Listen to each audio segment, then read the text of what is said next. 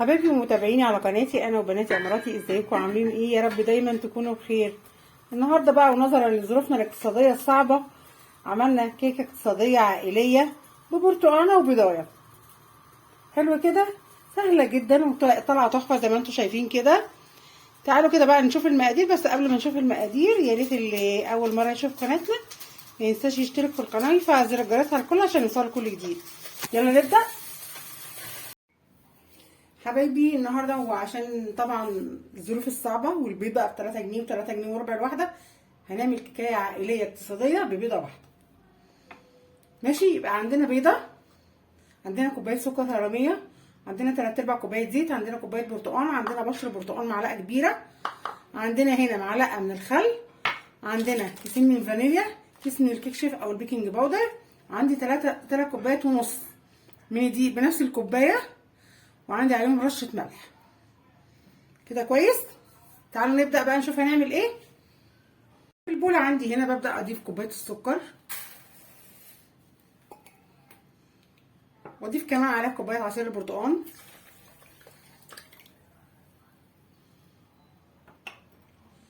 هقلبهم شويه،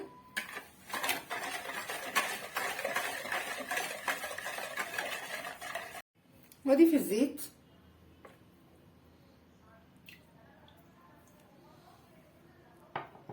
واضيف بشر البرتقال، معلقه بشر البرتقال. خلي بالكم بس ما يبقاش فيها الابيض عشان ما يمررهاش. معلقه بشر البرتقال البيضه،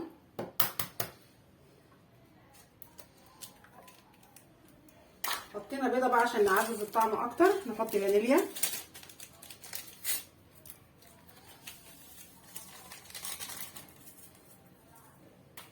نحط فانيليا، بعدين نحط الخل، معلقه الخل، وبرضه هنبدا نقلب تاني. بعد كده هنحطهم في الخلاط لمده 3 دقايق لما الخليط ده كله يندمج مع بعضه كده، يندمج مع بعضه الخليط دون ويبقى يدينا لون الاصفر الفاتح قوي. هنضيفهم كلهم في الخلاط، هضربهم في الخلاط وارجع لكم. حبايبي بعد ما الخليط بتاعي يتفتح كده باللون دون، هبدا احطه تاني في البوله، وهنزل عليه بقى بالايه، بالدقيق بتاعي شويه شويه. الدقيق بتاعي ده منخول اكتر من مره يا جماعه، انا دخلته 3 مرات. هنقلب في اتجاه واحد. على فكره الكيكه بتاعتنا دي بتتحط على فرن بارده مش فرن سخنه، يعني ما بسخنهاش قبل ما ابدا في الكيكه، ولا حتى قبل ما اخلصها. ابدا اقلب كده، مش عايزين اي تكتلات ولا اي حاجه، اتاكد ان مفيش اي تكتلات. بضرب في اتجاه واحد، اكمل الكميه بتاعتي، بضرب في اتجاه واحد. اضيف بقى البيكنج باودر او الكيك شيف اللي عندي. طبعا احنا ما عندناش بيض كفايه، فبنحط الكيس كله، ده 16 جرام.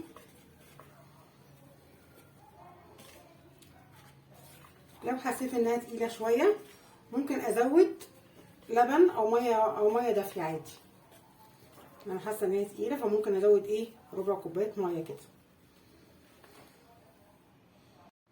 انا هنا حبايبي ضفت حوالي نص كوبايه ميه، وهبدا برضو اقلب كده في اتجاه واحد. عايزين الخليط كله يتجانس بدون ايه يبقى فيه اي تكتلات، من تحت كده لفوق كده بالمنظر ده. ندخل الكيك دي على درجه حراره 180 على فرن بارده مش سخنه ولا حاجه. ماشي كده، عشان نتاكد بس ان الخليط بتاعنا ما فيهوش اي تكتلات من تحت. نمسك سباتولا بالمنظر ده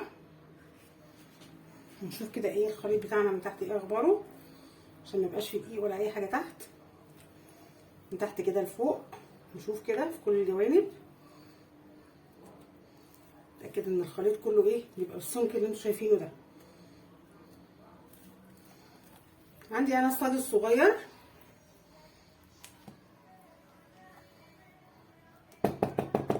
فيه ورقه زبده ودهناه دهنه خفيفه من الزيت. هنزل فيه كل الخليط زي ما انتم شايفين كده. هننزل كل الخليط بالشكل ده.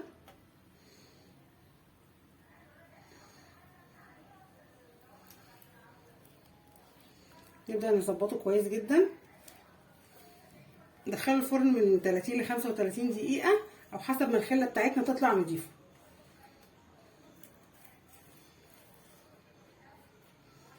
او مثلا سن معلقة او سن سكينة يعني كده. ريحتها طالعة تحفة تحفة.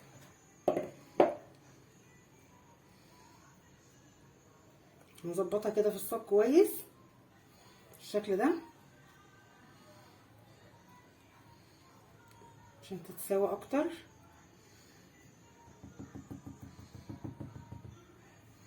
نعملها كده كده عشان لو في هوا زياده.